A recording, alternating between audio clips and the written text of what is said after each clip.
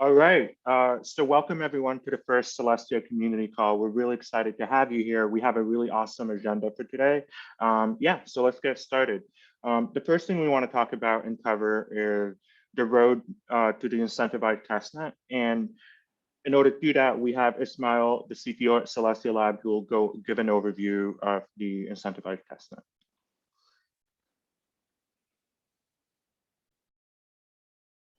Yeah. Hey, There you go.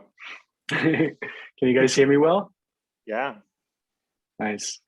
So first of all, I wanted to cover the testnet, not the incentivized testnet, because that's more tangible and also fairly soon. So I don't want to set like a very specific date, but it's weeks, not months. So like expect updates on the testnet very, very soon. Um, So just to give an overview of what the testnet is, it's basically an iteration of the current testnet that we already have running. I mean, that we have testnet running since I think like November last year when we had the offsite in Berlin, and that testnet was basically meant as a first iteration and meant as a first experiment, also for the team to learn how to launch a chain and for a first community to evolve around running validators and everything, right? But this testnet, which is called DevNet, we did not add any features yet. We were heads down implementing features and doing bug fixes and all this.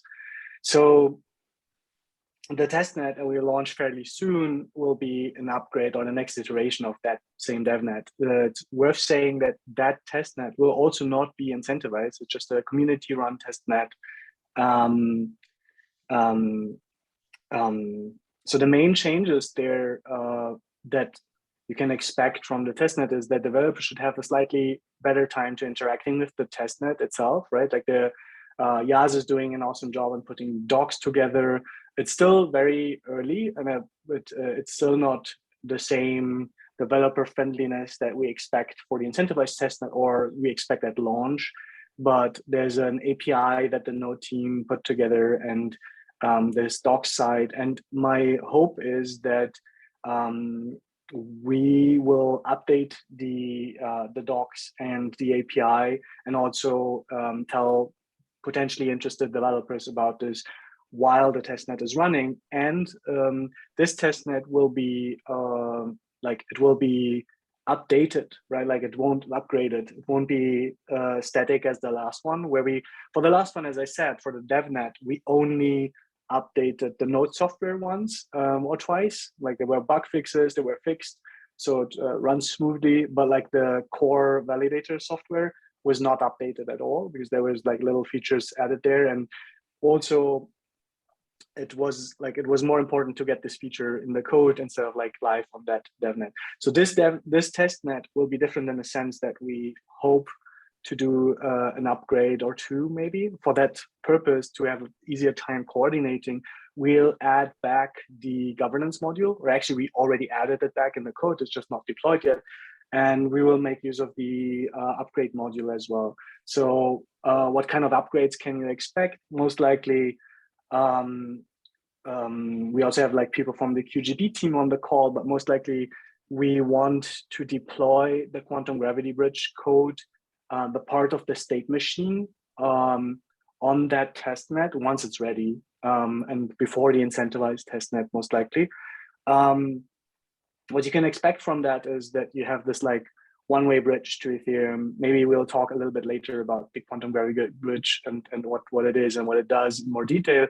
But like roughly it's a one-way bridge to Ethereum such that Ethereum rollups can use Celestia as a data availability layer instead of what currently most these chains do is like they do use a closed set of data availability committee. So expect that to be deployed on testnet as well as smart contracts on some Ethereum testnet. Also, we might upgrade to new Tendermint and SDK versions as they come, as they mature and bug fixes. So For instance, currently we're working towards upgrading to Tendermint 0.35 and the Cosmos SDK 46, which isn't fully released. It's just a beta release. We will work towards that, depending if you're ready at the launch of testnet or afterwards. Depends. We might upgrade, or we might upgrade to like patch releases of that.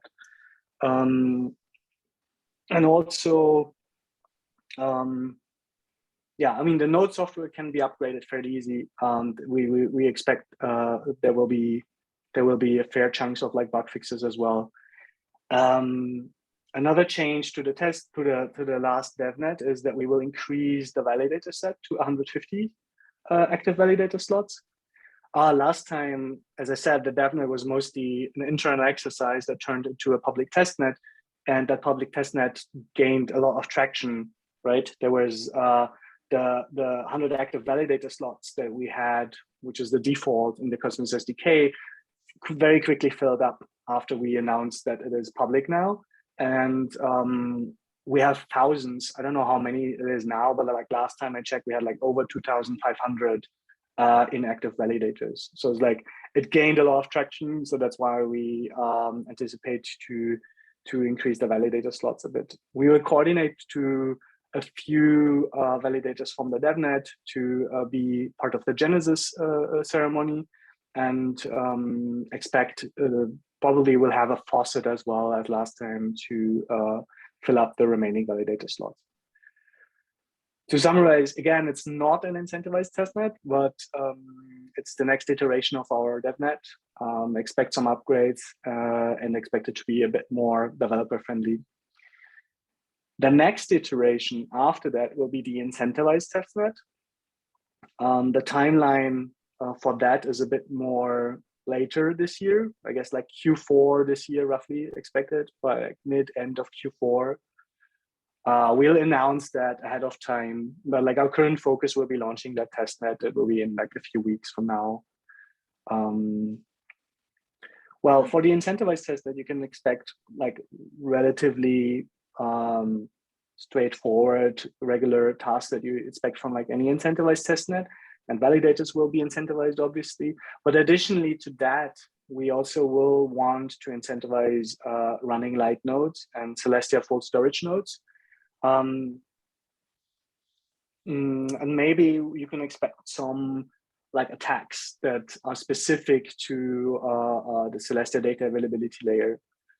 Most likely will be like a dashboard and a leaderboard according to different phases that the incentivized testnet will entail. Yeah, I think that's all I wanted to say about the incentivized testnet and the testnet. Yeah.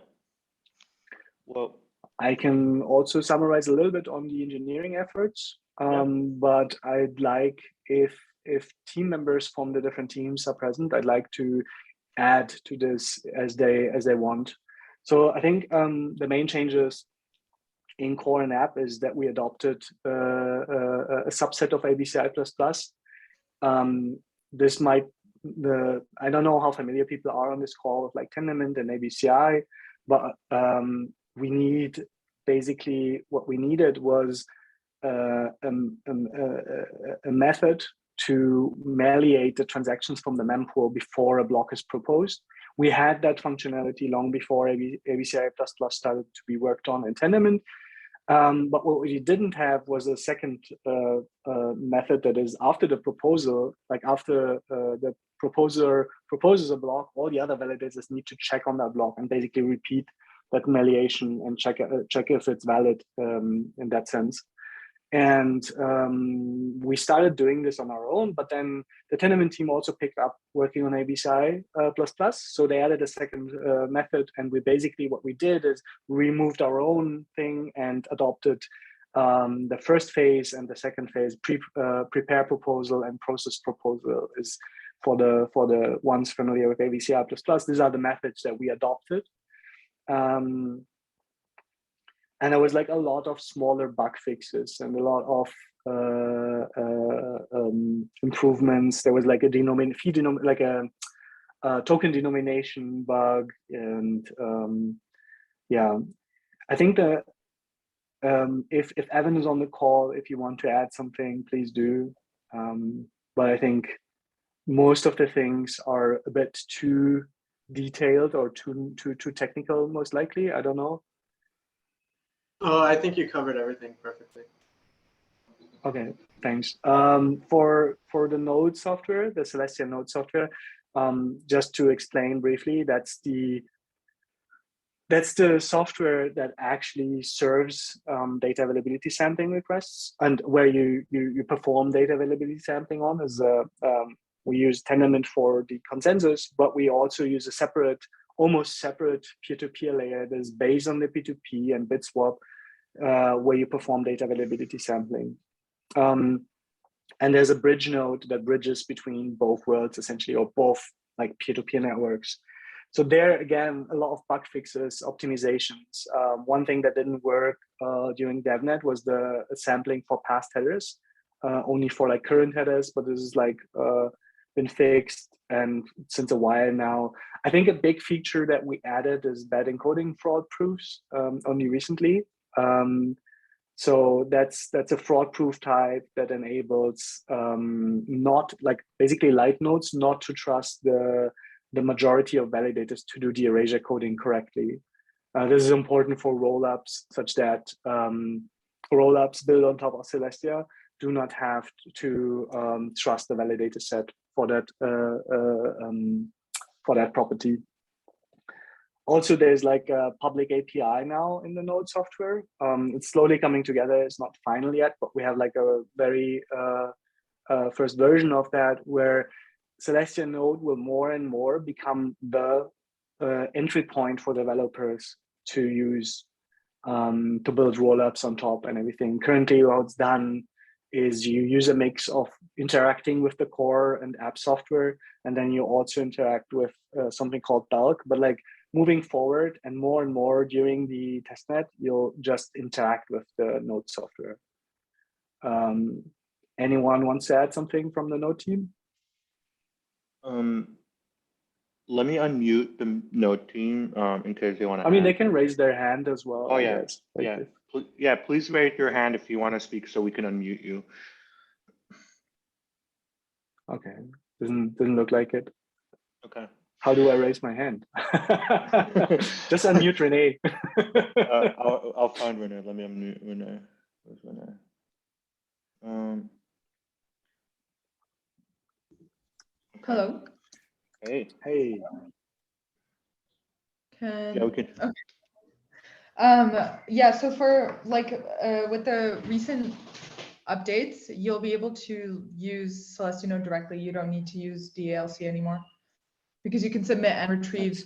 You can submit pay for data messages via Celestia Node very easily, and you can also retrieve shares by namespace. So you won't need DALC anymore. You'll just interact directly with the node.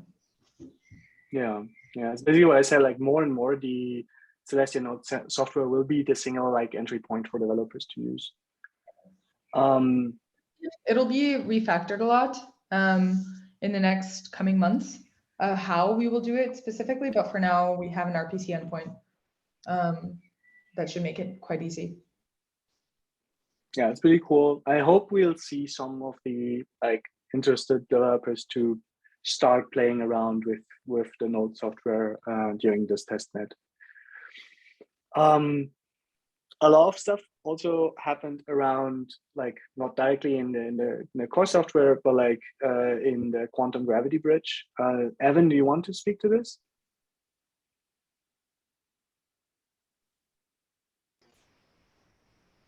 Yeah, I can. So with the quantum gravity bridge, it's basically a light client relay to Ethereum, and we've made a lot of progress over designing it and kind of iterating over that design. I think this is about it. I think we're aiming to upgrade, like Ismail said earlier, we're aiming for it to be one of the upgrades for testnet. And that should be a lot of fun. Yeah. So there's like components to the state machine that will be like part of that upgrade. And then, as I said, will also be smart contracts that will be deployed on some like Ethereum testnet. And a lot of things also happened around another component, which is like the Optimint or / execution environment team we have internally. They're working heavily towards state fraud proofs for the Cosmos SDK with a focus on like Ethermint, so to say. If Josh is on the call and wants to speak to this, but I can only summarize that there's like a lot of design documents and we expect. Sorry. Josh is here. Oh, there he is. Yeah, let him speak if you want. Hi. Is this working? Yeah. So not to cover like too much here, but we're working on, essentially a sequencer component. So Optimint, and this is essentially just a first implementation of a client to talk to Celestia and how you would then build these rollups on top of Celestia, the concept of a sovereign rollup. So we're making good progress there. We've integrated that with Ethermint. And so we actually do have some examples of you can deploy, a basic Ethereum smart contract and it pushes the blocks all the way down. We're still pretty early stage on this and we started properly working on getting fraud proofs implemented in the Cosmos SDK, but not a lot to cover right now, hopefully more in the next month or so. All right.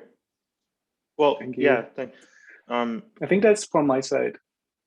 And from the engineering team, I think we took a lot of time. No, that was really great. Like it's a lot of exciting development happening, and everyone should stay tuned as we get closer to both the public testnet and the incentivized testnet. Next up, thanks Ismail. Thank you to the engineering team. Next up, we want to stay around for questions. Yeah, please. Next up, we want to do a recap of the modular summit, and on the call we have Aditi, who did a phenomenal job on one of the best summits I've ever seen, both in crypto and outside of crypto. And let's unmute Aditi. Can you hear me? Hello? Yeah. Cool. Yeah. Okay, I'll keep this quick. And thanks for the intro, Yaz. As a lot of you are aware, the Modular Summit took place on April 21st in Amsterdam during DevConnect. The event was the blueprinting of the next generation of blockchains where we embrace modularity and we're able to hear from a variety of teams, including rollup teams, bridges, L1s, and more. We had over 600 attendees in person.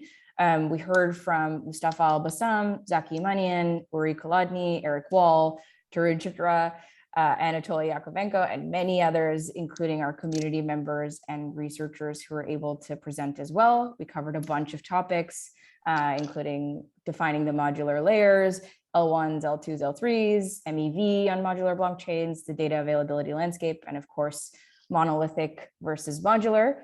All talks are available on our YouTube channel. The link is here.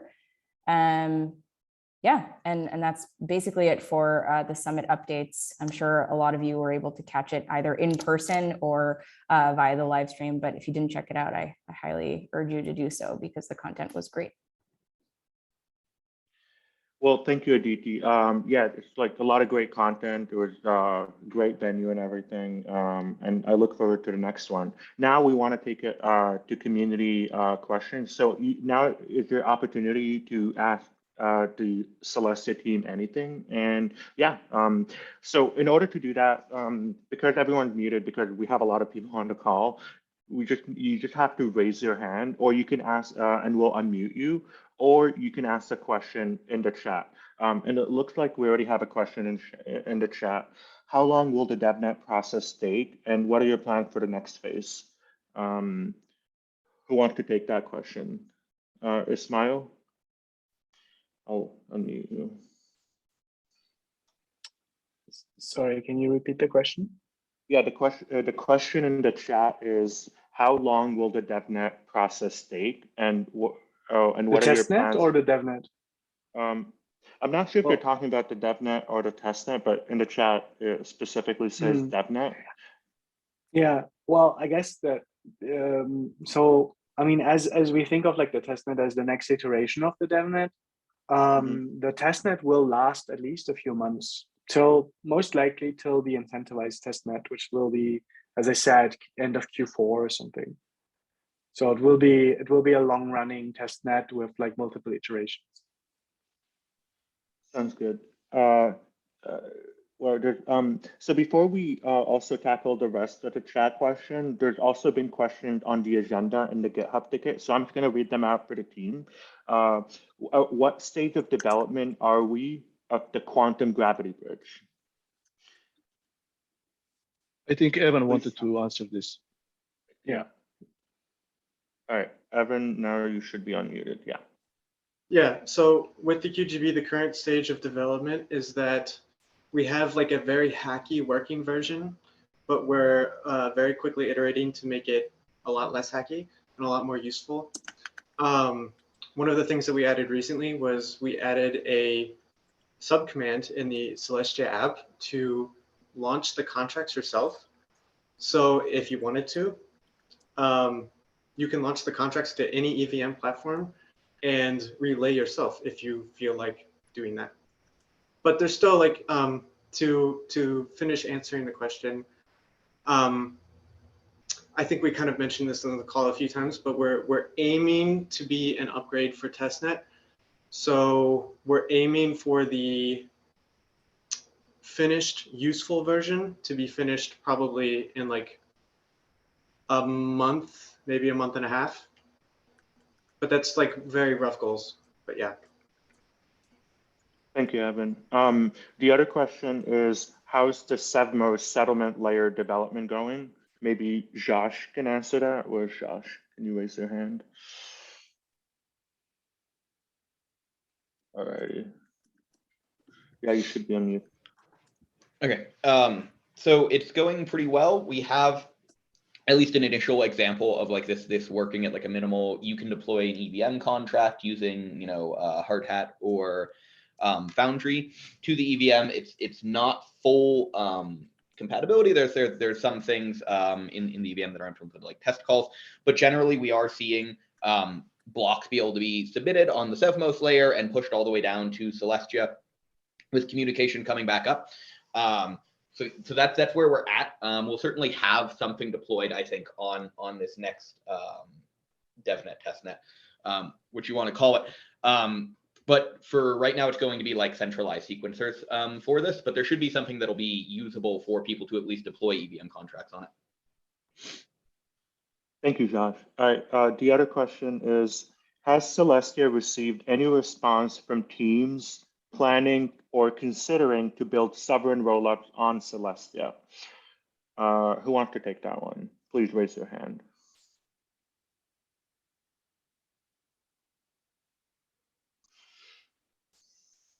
Anybody? Did we get any Aditi interest? would be best. Yeah, I think let me would be best to answer, I'll or yourself maybe. I think Aditi. All right, I'm asking Aditi to mute. Yeah. All right, Yaz, can you repeat the question? Did the Celestia team get any responses or interest from teams who are planning to build sovereign rollups on top of Celestia? Yeah. Thank you. Yeah. Okay, cool. Yes, we did. Actually, Josh is also part of this effort and fields a lot of these questions. We do get a lot of interest and actively work closely with teams that express that kind of interest to answer questions and offer advice on how to structure their stack. And so if you do have such questions or you know of teams that are interested, please feel free to intro them to us either via Discord or our Twitter accounts. Thank you, Aditi. All right, so we're going to go through the rest of the questions that are from the chat. So one question is, will Americans be allowed to participate in the incentivized testnet? So currently we're still determining how to structure the incentivized testnet and who will be able to participate, and we'll be able to update the community as we get closer to launch. Next question is, can multiple EVM bridges be used for a testnet?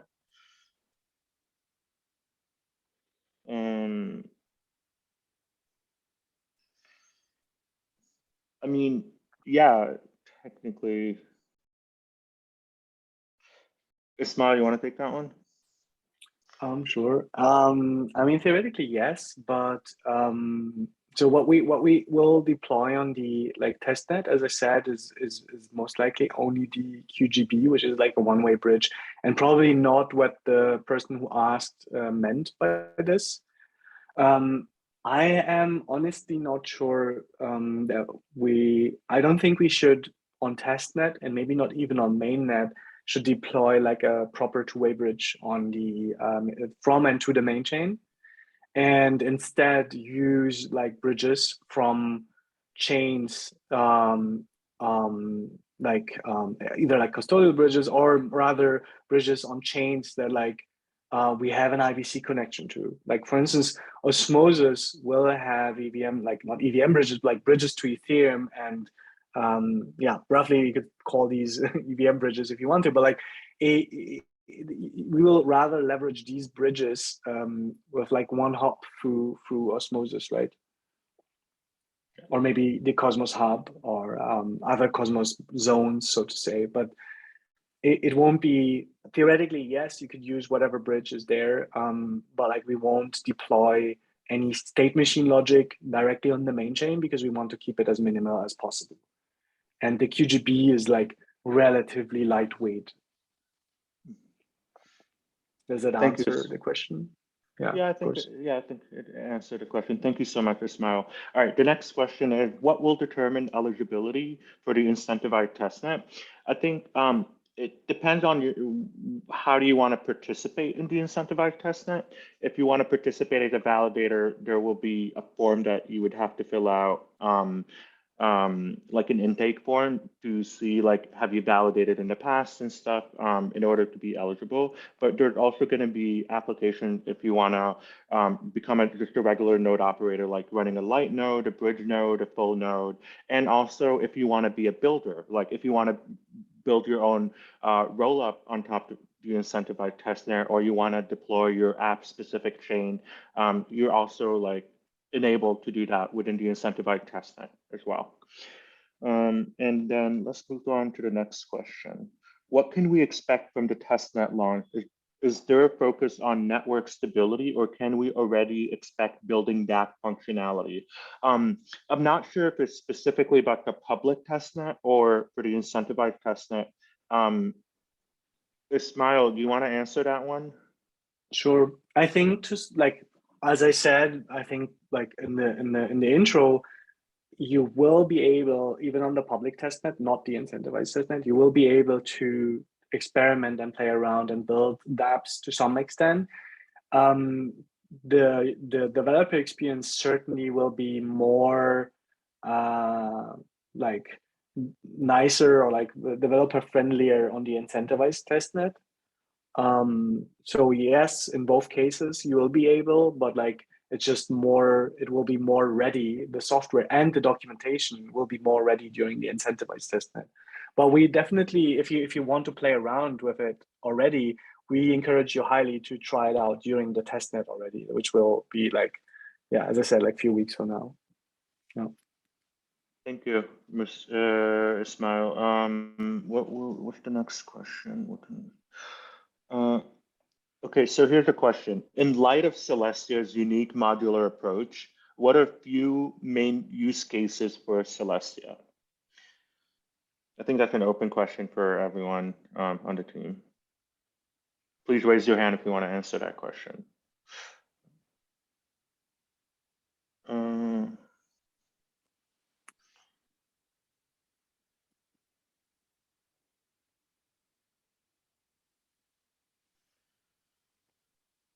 So I think I can happily answer what a few main use cases. So you can think about, Celestia as your data availability layer. So if you want to deploy like scalable rollups that either rely on a settlement layer or your own sovereign rollup, Celestia provides that data availability layer that allows you to scale over time as the block size increases. And that way you can, keep transaction costs low over time. And you can then deploy like an app specific chain or like a generic rollup that settled on either Ethereum or Sepmos or any other settlement layer that you'd like it to settle on.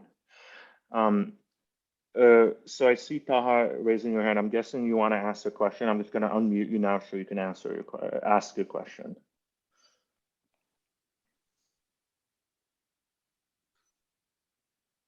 Taha?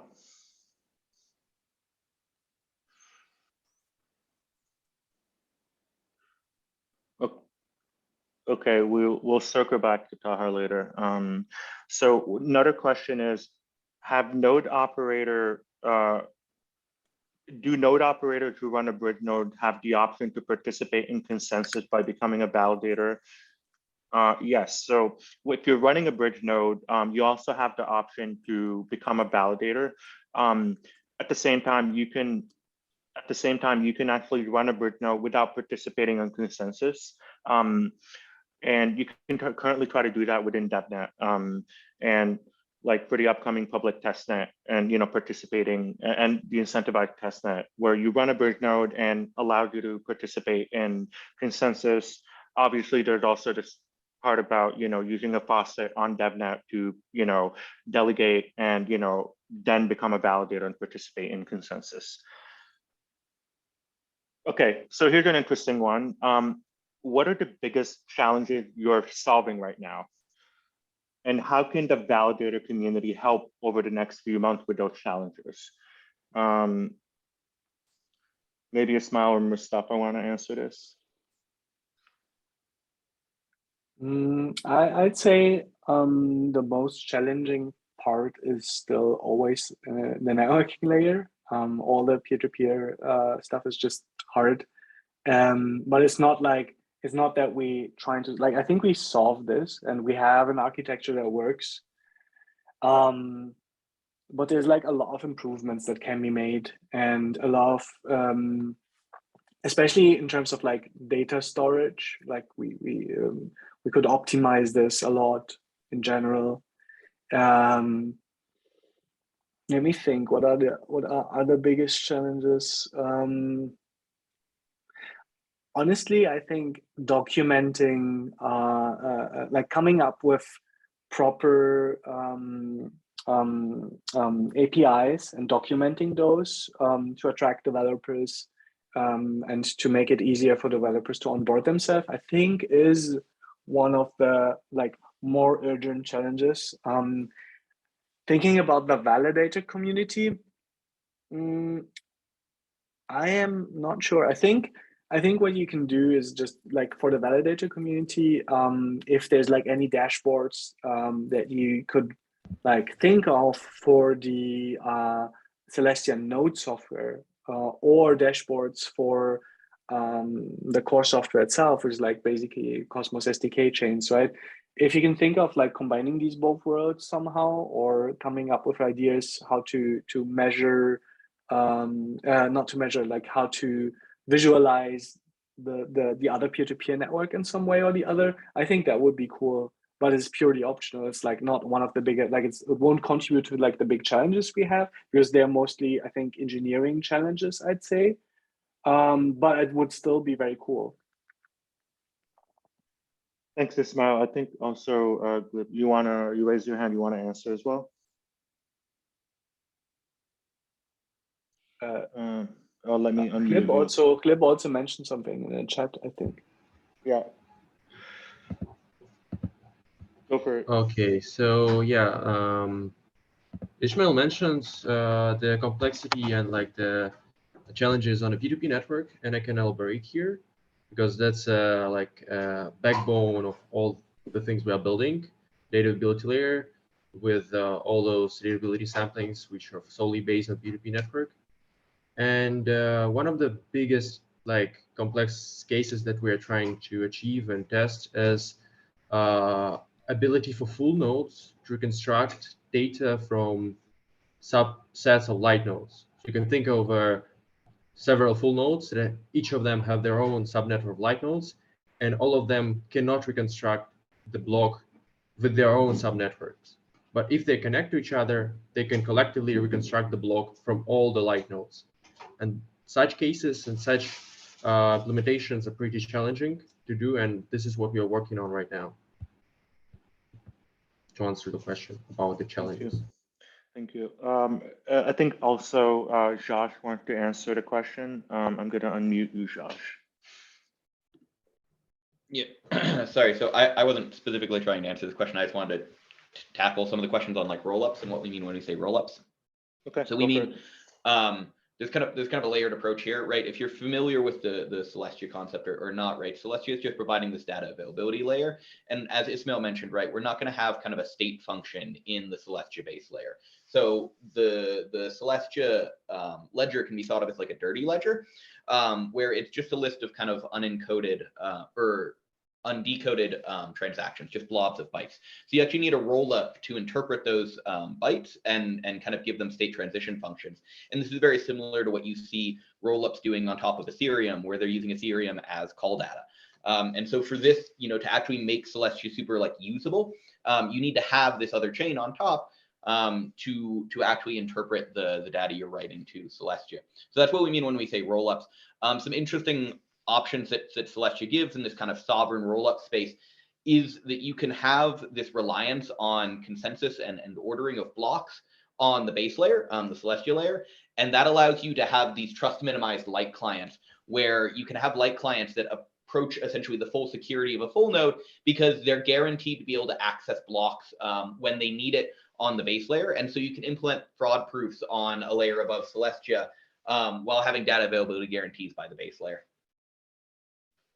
I'm happy to take any other kind of more specific questions on this, or feel free to kind of ping me. Aditi, I think, put my Twitter link somewhere in the chat. Yes, please. The next question is, what about an ambassador program? So the good news is we're currently scoping an ambassador program with our community managers. It's still the early stage, but we're trying to design it, and we'll have more updates on an ambassador program in the next few weeks, hopefully. The other question, maybe Josh, if you want to answer it, how do you keep the ledger small enough to be able to run Celestia on a mobile phone when all transactions will be accepted, like valid and invalid?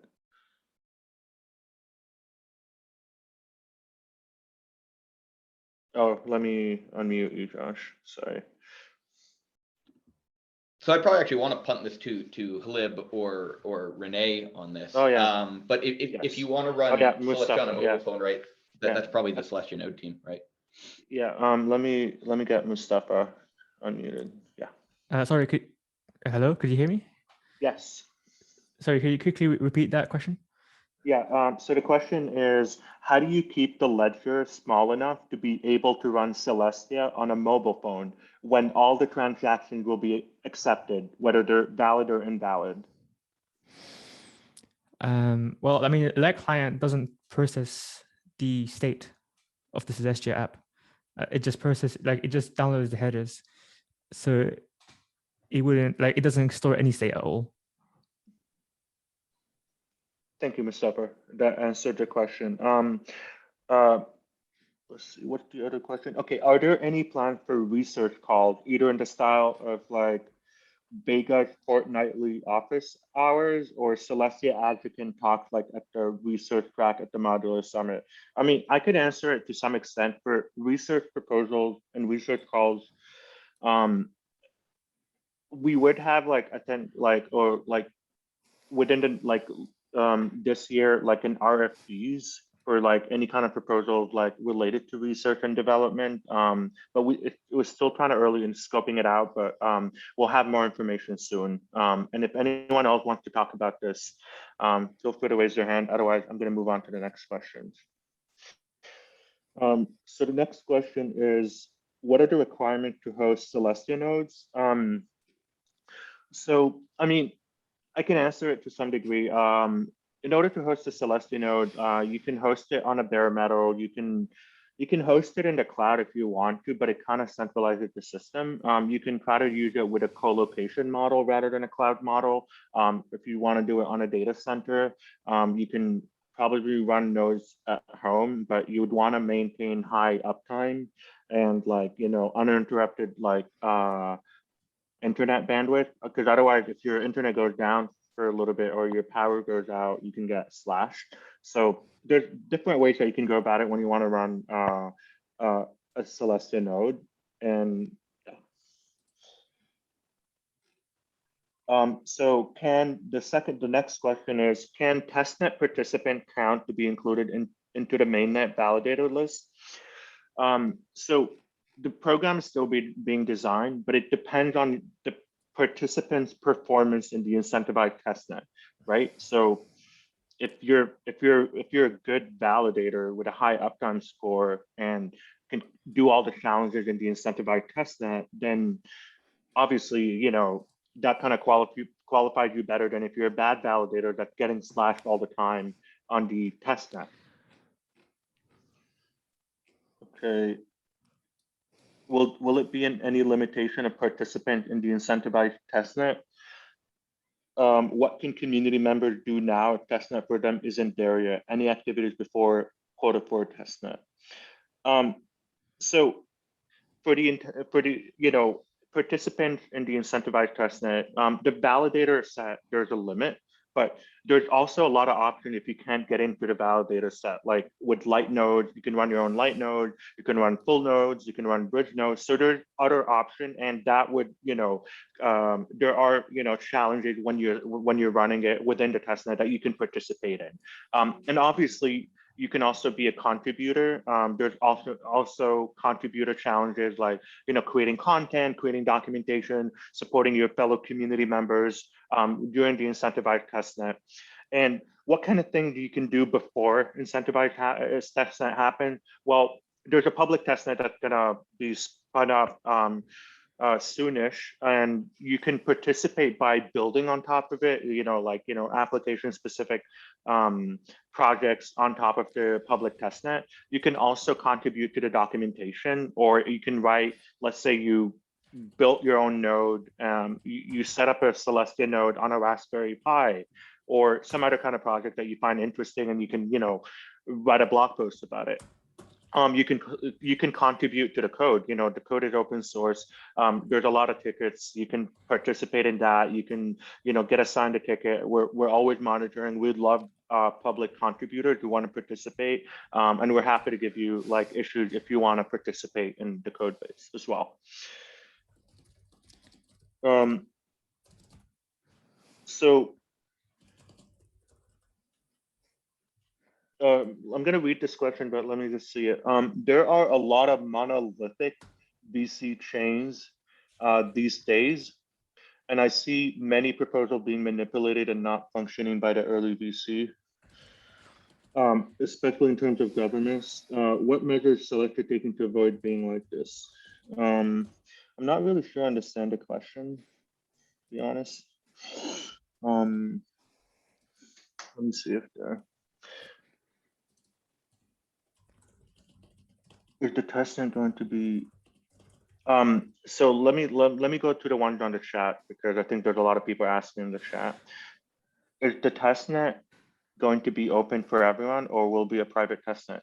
So I think, like, yeah, the incentivized testnet is going to be open. You can apply. There'll be a form that you can, you know, apply for, and then that allows you to participate, depending on what you're trying to do, and yeah. So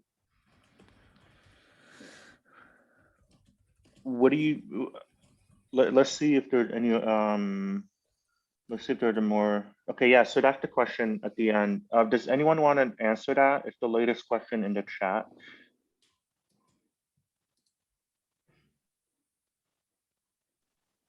Okay, Josh, I just requested that you unmute yourself. Go for it. Sorry, can you point out the question? Is it the VC question? Oh, the VC question. So I can answer that. This is yeah. You want to go for it, Mustafa? So should I repeat the question? It says there's a lot of monolithic VC chains, and I see lots of proposals being manipulated and not functioning in terms of governance. Well, I mean, so like our general philosophy is like we want to be a community. Like, even though we have, you know, VCs as investors, obviously, and like part of the reason for that is part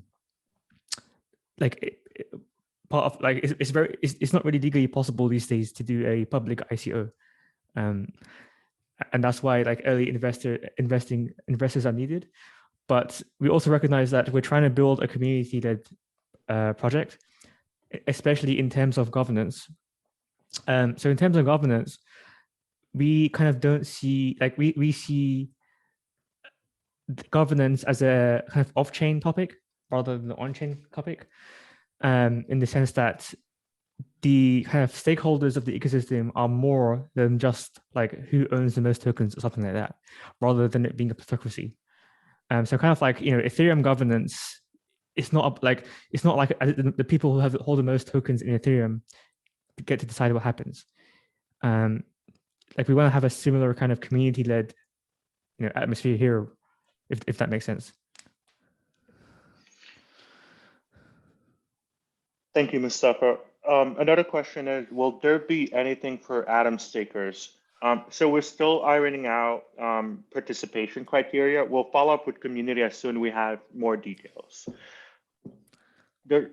There's another question. What would be the high-level system requirement to participate in testnet or incentivized testnet?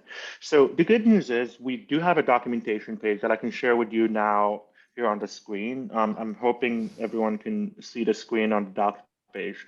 But basically, to get an idea of like the high-level system requirement, we do have a hardware requirements section here that I'm going to link to you right here in the chat. So that should be able to give you an idea on the hardware requirement for participating in the testnet. What are the best ways to contribute technically for now? You can participate in like the GitHub repository by, there's a lot of open tickets that you can participate in. You can add, like, for some tickets that you find that are beginner friendly, just comment there and like, asked to be assigned, we're happy to assign it to you. We're already seeing a lot of participants contributing to pull requests, writing tickets, and yeah, like Jacques is saying, good first issues, tag that way, like please, if you want to participate that way. And also like, within DevNet and soon within the public testnet, being able to build your own projects would be really cool. And by then we'll also have more documentation for how do you, how you're able to contribute and build on top of like the public testnet, and after that, the incentivized testnet. Alrighty, wow. The question keep on coming, folks. Let's see. Two questions. No, it is early, but how difficult would it be for an existing off-chain data availability scaling solution like StarkX, Validium, Metis new construction to switch from their internal DAC to something like Celestia? I think Josh wants to answer that one. Go for it. Yeah, I can cover this one, and then if Evan's still on the call, he might have a little bit more to note on this on how it relates to like QGB. But generally, I mean, it's kind of up to, oh God, the question moved. Where is it? It's kind of up to these roll-ups on how they want to move, right? But they should theoretically, depending on their interfaces, right? If they just have a thing where they're essentially expecting to write data and then read data and expect kind of consensus guarantees on them, then they should be able to just integrate with Celestia's API by having a light node or a light client, and then making sure the RPCs and kind of the interface connect. So technically, it shouldn't be a whole lot of work. It's obviously going to be somewhat dependent on the assumptions they've made from like a withdrawal window or a timing, or when they're checking, how often they're writing, kind of various parameters there. But technically, it's not particularly difficult, I don't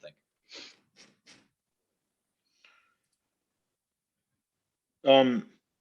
Yeah, so what about number two, question number two? Can you describe again how light node requirements scale with block size? Proportional to square root of block size, correct? And how Celestia scales with raw number full light node? I'm gonna unmute you, Josh, because your hand is raised. Yeah, so I think this is actually probably a better question for Mustafa or Aditi. You might have info on this, and we might have blog posts on the site. I know you've looked into kind of the scaling question here a little bit. And I think one of Mustafa's earlier papers will have kind of a charts on exactly what this is looking like. Aditi or Mustafa, do one of you guys want to handle this one? Which question was that? How light node requirements scale with block size, proportional to the square root of the block size. How does Celestia scale with the raw number of full nodes or light nodes involved in the data availability sampling? Yeah, light node square with the square light node scale proportional to the square root of the block size. So it's like if you have n data, you take the square root of that, and that's how much, and that's basically how the light client's requirements increase. This is about the how many row and column roots are in the two-dimensional data availability square. Got it. Aditi, you wanted to answer the other question as well? Let me unmute you, Aditi. Yeah, no worries. Sorry, I think we were like the chat was moving, so you probably didn't see that I raised my hand. But Josh mostly addressed the questions on the DAC point. We're actively chatting with teams like Starkware and Arbitrum, and especially Starkware. We're scoping out how we can work together and plug in as a DA solution. So it is early, but those discussions are actively ongoing, and once we have a sense, we're definitely going to put out documentation about it, as well as DevRel guides on how to do this. Okay. Evan, you're raising your hand. I'm going to mute you. But just to keep in mind, we're 4 minutes before the call ends, so whatever, just go for it. Okay, I was just going to clarify that there's only one function to interact with for the QGB contracts. So if you wanted to switch from a DAC to using the QGB, there's basically one function, and you just ask it, is this data actually part of the commitment that the Celestia validator is committed to? And that's it. So you, however you incorporate that into your contracts, it'll vary depending on the rollup, but that's it. Alrighty. Well, thank you. Yeah, folks, so we're nearing the 4-minute mark before the call ends. And like, we had an amazing turnout today, like 100 people were waiting. I think for like what it taught us is for the next community call, we're gonna increase the limit. We had no idea it's gonna be this packed, but we'd love to see, we love to seeing how excited everyone is about the first call. A lot of amazing questions being asked. We're gonna have a lot more updates for everyone as we get closer to the public testnet, and after that to the incentivized testnet, on the road to mainnet after that. And so yeah, always stay on the lookout for more Celestia community calls. Be sure to join our Discord. Be sure to follow us on Twitter. Ask as many questions. You know, and we have like the GitHub repo, which has all the different agenda for the future community calls. We're going to have a lot more information moving forward. And yeah, we want to thank you all for attending. This has been really exciting. And I'm happy that everyone's super excited about Celestia. I want to thank the Celestia core team, our community managers, for all the help and support they provided us to make a very successful first community call. So thank you so much, everyone. All right, I'm going to stop recording right now.